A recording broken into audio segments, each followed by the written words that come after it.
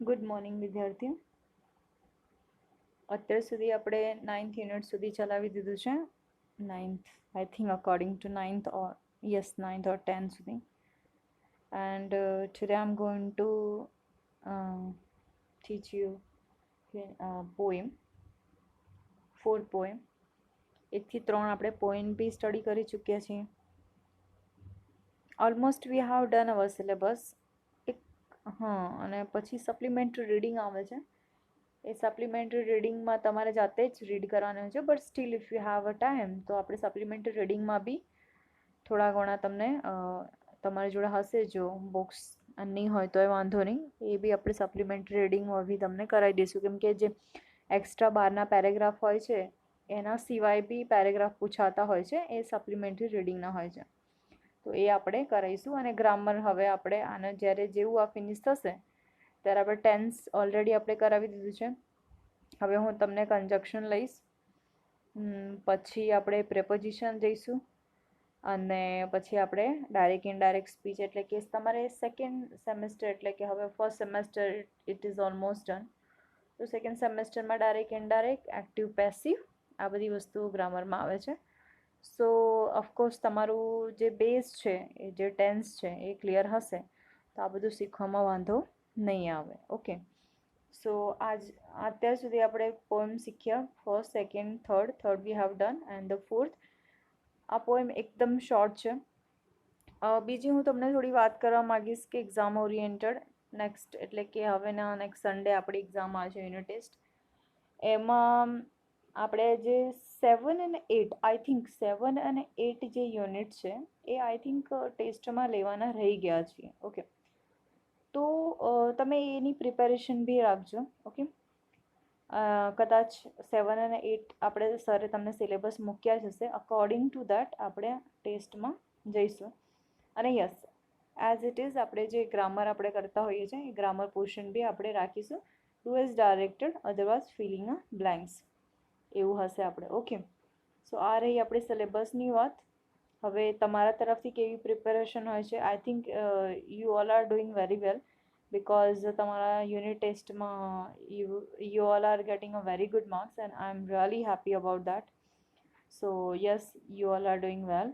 Okay, and yes, honesty સાથે કરજો, because I was not there, you are not in front of me, so only with your parents was there. તમારા parents હોય છે study વખતે, તમારા test વખતે. સો honesty રાખજો. Nobody is there two C you what you are doing, તમે કેવી રીતે ટેસ્ટ આપો છો, કેવી રીતે નહીં. જો તમે જોઈને ટેસ્ટ આપતા હોય કે એવી રીતે લખતા હોય તો પછી એ કરવાનો કોઈ મતલબ છે નહીં. But I trust on you કે તમે આવું નહીં જ કરો, અને તમારા પેરેન્ટ્સ બી તમને આવું નહીં જ કરવા દે. સો ઓફકોર્સ જો તમે ઓનેસ્ટી સાથે લખતા હોય અને તમે આટલા સારા માર્ક્સ આવતા હોય તો as a teacher I am really proud of કે ભાઈ તમે આટલું સારું ગ્રાસ્પ કરો છો, આટલું સારું અન્ડરસ્ટેન્ડ કરો છો, કોમ્પ્રિહેન્ડ કરો છો. ઓકે, હવે આજની જે પોએમ છે it is a very short poem, કદાચ 10 to 15 મિનિટ્સમાં કમ્પ્લીટ થઈ જશે. Okay, so it is a very short, and there is a it is also a nature based poem. Okay, so આ પોએમના જે રાઇટર છે લિલિયન મૂર છે. એમણે બહુ સુંદર પોએમ આપી છે, અને 1 2 3 4 સ્ટેન્ઝા, 4 to 3 સ્ટેન્ઝાની આ પોએમ છે. મેં પહેલાં બી તમને કીધું હતું, પોએમ હોય છે એને હંમેશા સ્ટેન્ઝામાં કાઉન્ટ કરવામાં આવે છે, અને જે તમારે ટેક્સ્ટ હોય છે એને આપણે પેરેગ્રાફમાં કાઉન્ટ કરીએ છીએ. તો ક્યારે બી પોએમને પેરેગ્રાફ નહીં કહેવાનું, અને પેરેગ્રાફને સ્ટેન્ઝા નહીં કહેવાનું. પોએમને હંમેશા આપણે સિંગ પોએમ ના કહીએ, પોએમને આપણે રિસાઇટ કરવાનું હોય, પોએમને આપણે રીડ ના કરવાનું હોય. તો આ બી ધ્યાન રાખજો. Poem you have to recite, not a read. Okay, so આ એક્સ્ટ્રા નોલેજ તમને આપું છું કે poem not read, poem is a recite, poem has a stanza. Okay, so હવે આપણે જોઈએ કે સો ધ સી. એકવાર હું આખું વાંચી જાઉં છું, પછી હું તમને એક્સપ્લેન કરું છું કે so the sea. I'm gonna recite the poem. I'm gonna recite the poem, not a read it. Okay.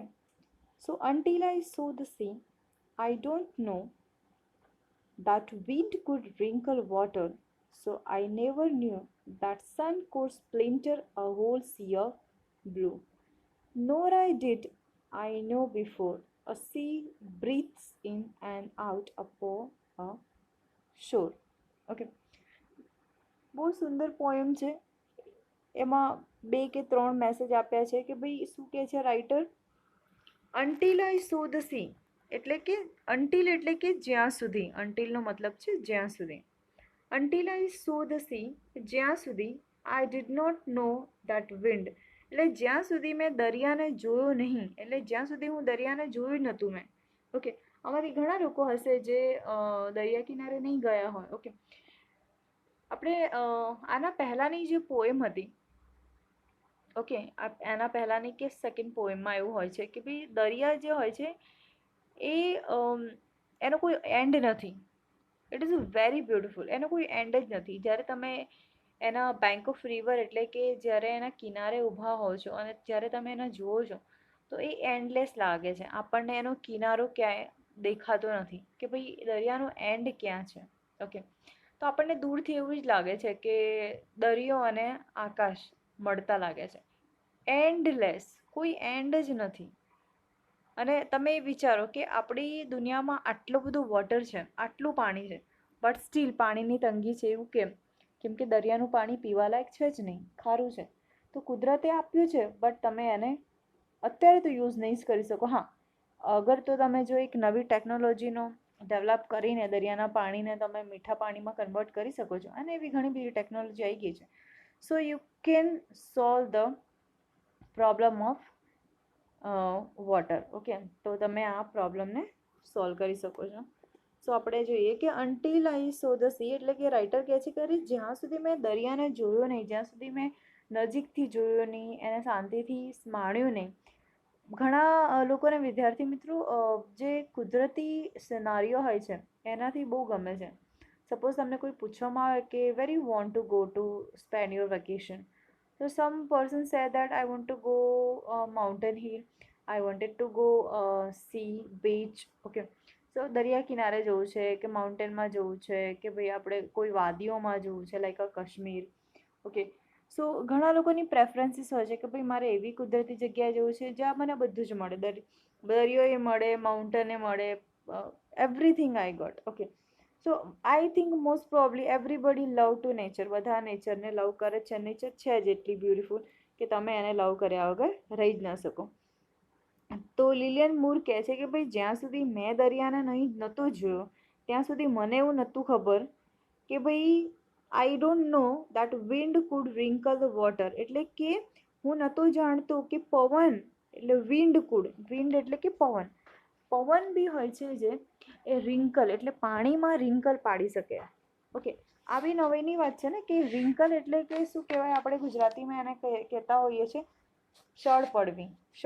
એટલે આપણે રાત્રે સૂઈને ઉઠીએ છીએ બેડ પરથી તો બેડમાં શું પડે છે? શળ, એટલે કે વિખરાઈ જાય છે, રિંકલ પડી જાવ.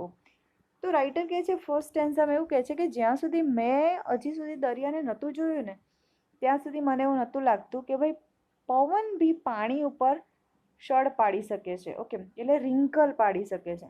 રિંકલ પડે, જો તમને ધ્યાનથી યાદ આવે તો, જે તમે જો દરિયા કિનારે ગયા હો, જ્યારે પવન વેગમાં ફૂફાડા મારતો હોય, જ્યારે પવન બહુ જ એનો ડેવલપ કન્ડિશનમાં હોય, જ્યારે વધારે જોરથી પવન ફૂંકાતો હોય, ત્યારે તમે પાણીમાં જોતા હશો કે શળ રિંકલ પડતા હશે. ઓકે, લાઇનિંગ તમને દેખાશે પાણીમાં. પાણી જ્યારે શાંત હોય છે ત્યારે કંઈ જ નથી હોતું, બટ જ્યારે પવન હોય છે ત્યારે પાણીમાં શળ હોય છે. એટલે અહીંયા રાઇટર કહે છે કે જ્યાં સુધી મેં દરિયાને નજીકથી ના જોયું, જ્યાં સુધી મેં એને નહીં નિહાળ્યું, ત્યાં સુધી મને નથી ખબર કે ભાઈ પવન આટલા મોટા દરિયાને પવન બી એના ઉપર શાળ પાડી શકે છે. Okay, so until I saw the C I don't know the wind food Rinkal water, એટલે કે મને નથી ખબર કે ભાઈ દરિયાના પાણીમાં પવન છે એ શાળ પાડી શકે છે. હવે સેકન્ડ સ્ટેન્ઝામાં જો, okay, so I never knew that the sun could splinter a whole sea of the blue. બીજી બાજુ કહે છે કે અરે મને એ બી નથી ખબર કે એક તો પવન જે છે એ પાણીમાં શાળ પાડે છે, રિંકલ પાડે છે. બીજી બાજુ કહે છે કે મને એ નથી ખબર કે જે સૂર્ય છે એટલે કે સન છે એ આખા પૂરા સમુદ્રને તોડી શકે છે. અહીંયા તોડવાનો મતલબ વિદ્યાર્થી મિત્રો એ નથી કે એને તોડી દેવું. પાણીને તમે તોડી શકો છો, નો, બટ અહીંયા કોણ છે? અહીંયા આપણી સામે છે પોએટ. અને પોએટ કહેવાય ને કે જ્યાં ના પહોંચે રવિ ત્યાં પહોંચે કવિ. એટલે કે જ્યાં કોઈ ના પહોંચી જાય ત્યાં કવિ પહોંચી જતો. એના જે થોટ પ્રોસેસ હોય છે બિયોન્ડ, કે આપણા થોટ પ્રોસેસ કરતાં બી બિયોન્ડ હોય છે. એટલું એ લોકો વિચારતા હોય છે, એ લોકો ડીપમાં વિચારતા હોય છે. એ આપણા મતલબ આપણા નોર્મલ માણસોના we could not understand કે their languages and their thoughts and their mindset, what they are thinking about the small objects. એટલે સ્મોલ નાનામાં નાના ઓબ્જેક્ટ વિશે બી એ લોકો બહુ ડીપલી એ લોકો વિચારતા હોય છે. એટલે કે બીજા સ્ટેન્ઝામાં એવું કહે છે કે ભાઈ પહેલાં તો મને એ બી નથી ખબર કે ભાઈ પવન પાણીમાં શાળ પાડી શકે, તિરાડ પાડી શકે છે. હવે મને એ બી નહીં ખબર દેટ કે સન જે છે, સૂર્ય છે, સ્પ્લિન્ટર કરવું એટલે ટુકડા કરવા, તિરાડ પાડવી, ટુકડા કરી દેવા. Splinter the whole sea of the blue એટલે કે પાણી પર શોર્ટ પાડે છે એ બી નથી ખબર. અને હું એ બી નહોતો જાણતો કે સૂર્ય પણ આખા ભૂરા સમુદ્રને તોડી શકે છે. એટલે કે વચ્ચેથી એને સ્પ્લિન્ટર કરી નાખે છે, ટુકડા કરી નાખે છે, બે ભાગ કરી નાખે છે. હવે આ તો આપણે બી નથી જોયું કે ભાઈ બે ભાગ ક્યારે કરે છે. એવું બની શકે કે જ્યારે બહુ વધારે સૂર્યનો તાપ પડતો હોય, બહુ જ વધારે સ્ટ્રોંગ હોય sunray, so it may be possible કે હાફ હાફ શેડો હોય. તો એને જ કહેતા હોય છે કે ભાઈ મને નથી ખબર કે સૂર્યના કિરણો જે છે એ આપણે સમુદ્રને બે ભાગમાં વહેંચી નાખે છે, બે ટુકડા કરી નાખે છે. બે સ્ટેન્ઝા સમજ્યા તમે કે એક વેરી સિમ્પલ છે કે ભાઈ કવિ એ કહે છે કે ભાઈ ફર્સ્ટ સ્ટેન્ઝામાં એવું કહે છે કે પવન બી પાણી પર રિંકલ પાડે છે, એ નથી ખબર મને. બીજામાં એવું કહે છે કે ભાઈ જે સૂર્ય છે એ સૂર્યના જે કિરણો છે એના કારણે સમુદ્રના બે ટુકડા થાય છે, બે પાર્ટમાં ડિવાઈડ થાય છે, એ મને નથી ખબર જ્યાં સુધી હું સમુદ્રને નહોતો મળ્યો. સમુદ્રને મળવું એટલે જ્યાં સુધી મેં એને નહોતું જોયું. ઓકે, સો ફરી જોઈએ કે I never knew that sun could splinter a whole sea of the blue, nor I don't know before the sea breathes in and out upon the shore. હવે એવું કહે છે કે ભાઈ મને એ બી નથી ખબર.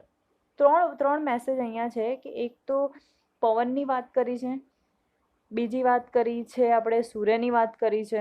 3 જણનું અહીંયા કામનું ડિસ્ક્રિપ્શન આપે છે, એક તો પવન, એક સૂર્ય અને એક સી પોતે. પહેલામાં આપણે જોયું કે પવનની વાત કરે છે કે ભાઈ મને નથી ખબર કે પવન બી આટલું જોરથી એને આ પવન આટલા જોરથી ભાઈ ફ્રિંકલ પાડે છે.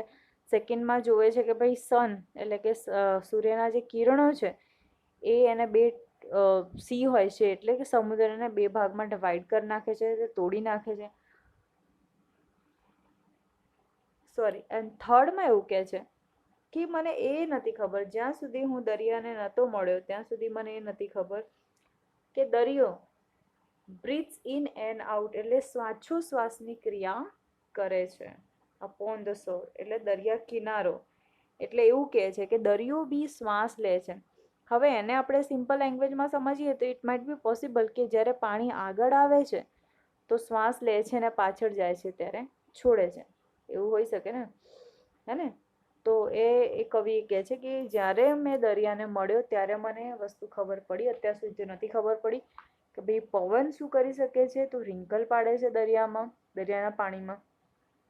સન શું કરે છે કે ભાઈ તો દરિયાના પાણીના બે ભાગમાં ડિવાઈડ કરી નાખે છે એટલે કે એને બે ભાગમાં તોડી નાખે છે ભૂરા સમુદ્રને આખા.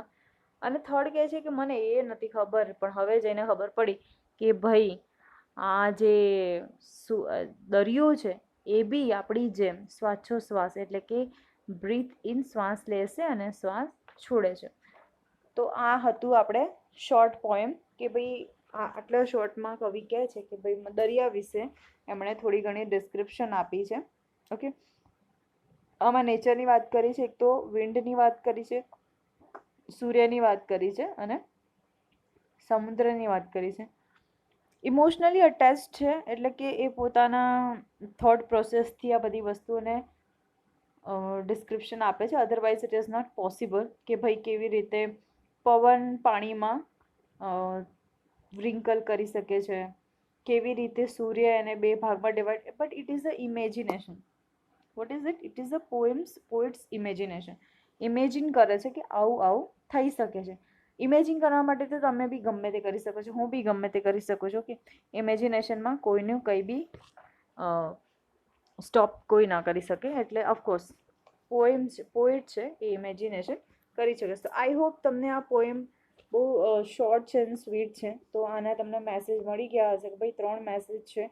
એક તો પવનની વાત કરી છે, પછી સૂર્યની વાત કરી છે, અને પછી દરિયો શ્વાસોશ્વાસ કરે છે કે નહીં એ લિલિયન મૂર અહીંયા આપણને બતાવે છે કે એમને ખબર પડી. ઓકે, સો અહીંયા તમારે જુઓ આ જે પોઈમ છે 3 ટાઈમ તમારે તમારા નોટબુકમાં લખવાનું છે. 3 time. Okay, and the second જે છે, હવે આપણે ગ્રોસરી વિશે જોઈએ.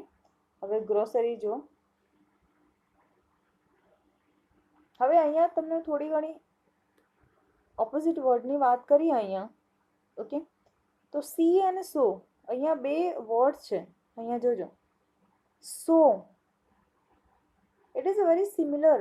જ્યારે આપણે પ્રનાઉન્સ કરીએ છીએ એટલે તો બહુ સિમિલર લાગે છે, પણ અહીંયા જો સો એટલે જોયું અને સી એટલે દરિયો. ઓકે, હવે અહીંયા જો વિન્ડ એટલે પવન અને એનું સમાનાર્થી થાય છે બ્રીઝ. ઓકે, નેવર એનું ઓપોઝિટ થાય છે એવર. નો કોનું ભૂતકાળ છે? તો નો. ન્યૂ છે એ નો નું ભૂતકાળ છે. ઓકે,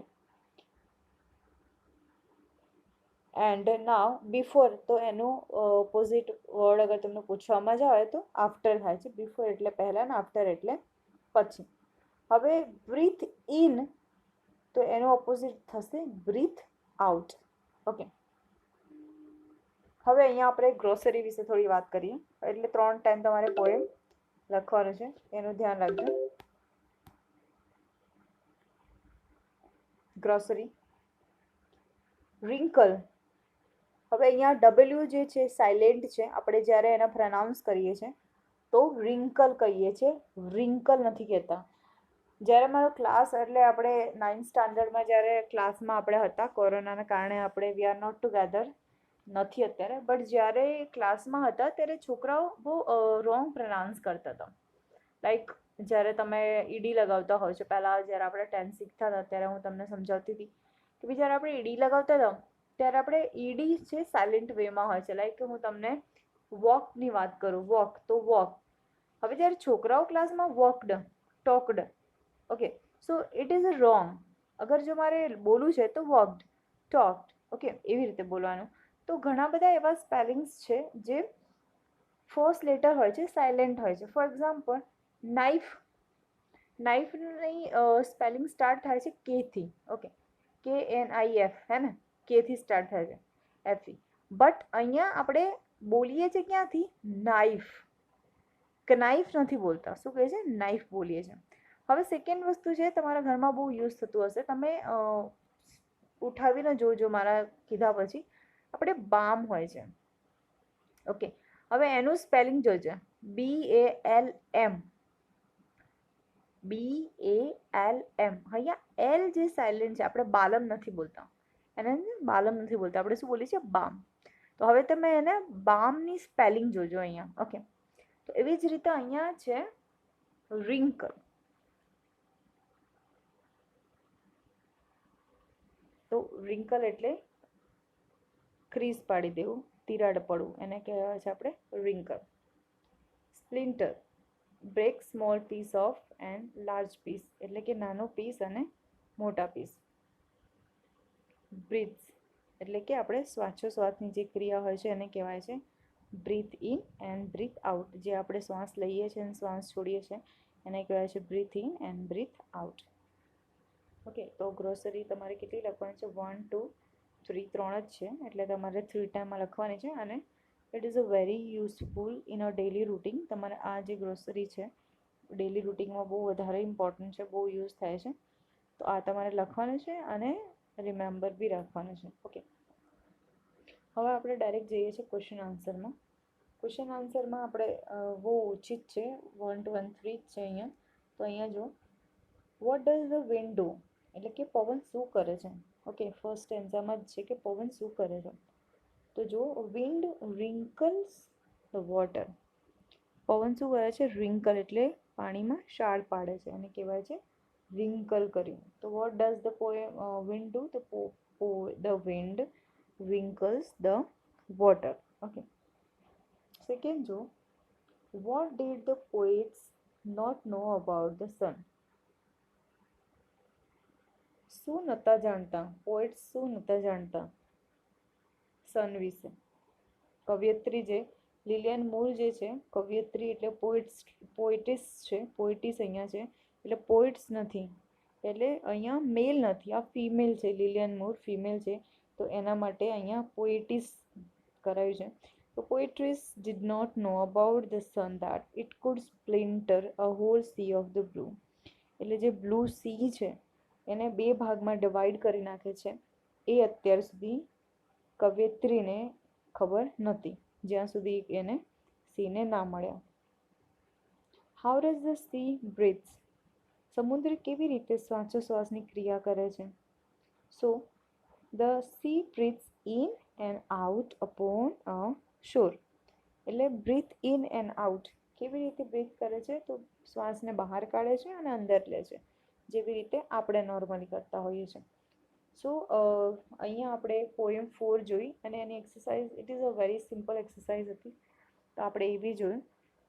તો આ તમારે કરવાની છે. ઓકે, હવે આપણે હું તમને થોડી એક્ઝામ રિલેટેડ થોડી ઇન્ફોર્મેશન આપી દઉં, અને બીજી હું તમને એના ઉપર બી એમ્ફેસાઇઝ કરી કે ભાઈ તમે જે ગ્રામર છે એને ભૂલતા નહીં, કેમકે ગ્રામર આપણે ગોઈંગ ઓન જ રહેશે, એ આપણે નથી છોડવાના. ઓકે, અને ગ્રામર હવે આપણે જ્યારે આ ફિનિશ થશે, સી આપણે 4 પોએમ 1 2 3 4 આપણે પોએમ કમ્પ્લીટ કરી નાખીશું. 10 સુધી બી આ 9th 10th I think 9th or 10th સુધી આપણે કમ્પ્લીટ કરી દીધું છે. હવે આપણી જોડે યુનિટમાં એક જ રહેશે. Okay, 11 chapter unit 11, and then after we have the supplementary reading. supplementary reading આપણે પેરેલલ ચલાવીશું, પણ પછી આપણે ફોકસ કરીશું ગ્રામર સેશન ઉપર. ઓકે, તો ગ્રામર સેશન જ્યારે હું સ્ટાર્ટ કરી દઈશ તો તમારે શું કરવું પડશે, તમારે એના માટે પ્રિપેર રહેવું પડશે કે ટેન્સ રિવાઇઝ કરવું પડશે. અને એને એટલા જ માટે હું દરેક એક્ઝામમાં, એટલે કે 5 થી 10 માર્ક્સનું, ઓકે, ટેક્સ્ટ તો યાર એમાં ઇટ ઇઝ નોટ ઇમ્પોર્ટન્ટ, કે ટેક્સ્ટ તો એમાં ઓલરેડી તમને પેરેગ્રાફ આપ્યા હોય છે અને પેરેગ્રાફ જોઈને તમે આન્સર આપો છો, that is not a big deal, એ કોઈ મોટી વસ્તુ નથી. ઓકે, તો એટલા જ માટે હું તમને feeling the blanks as a do as directed mix exercise હું તમને કરાવતી હોઉં છું, કે તમે એના સાથે સાથે યાદ કરો. ઓકે, આપણે બીજી વસ્તુ છે, ફંક્શન બી પૂછાતા હોય છે એક્ઝામમાં, ફંક્શન હોય છે, એ ફંક્શન બી આપણે લઈશું, એ બી ઇમ્પોર્ટન્ટ હોય છે. 3 and 2 એટલે કે 5 માર્ક્સના ફંક્શન હોય છે. ઓકે, તો એ બી આપણે કરાવવાના છીએ. હવે આપણે ડેટા જોઈશું. ઓકે, ડેટા એનાલાઇઝ કેવી રીતે કરવું, કેમ કે હવે આપણે ડેટા એનાલાઇઝ વિશે બી પૂછાતું હોય છે, તો ઇટ માઇટ બી પોસિબલ કે હું કદાચ આ એક્ઝામમાં, એટલે કે જે આપણી સન્ડેની એક્ઝામ આવે છે એમાં ડેટા એનાલાઇઝ કરતા હું તમને શીખવાડીશ કે ભાઈ તમને એક ડેટા આપ્યા હોય છે, ઇન્ફોર્મેશન આપ્યા હોય છે, એ તમારે રીડ કરવાના, પછી એના રિલેટેડ તમારે શું કરવાનું છે, ક્વેશ્ચન આન્સર કરવાનું છે. તો મોસ્ટલી આપણું પેપર સ્ટાઇલ કેવું હોય છે, એક તો તમારે read the paragraph and answer it, then પછી હુ સેડ ટુ હોમ હોય છે, પછી તમારે 2 વર્ડ હોય છે એને કમ્બાઈન કરીને એક સેન્ટેન્સ ફોર્મ કરવાનું હોય છે.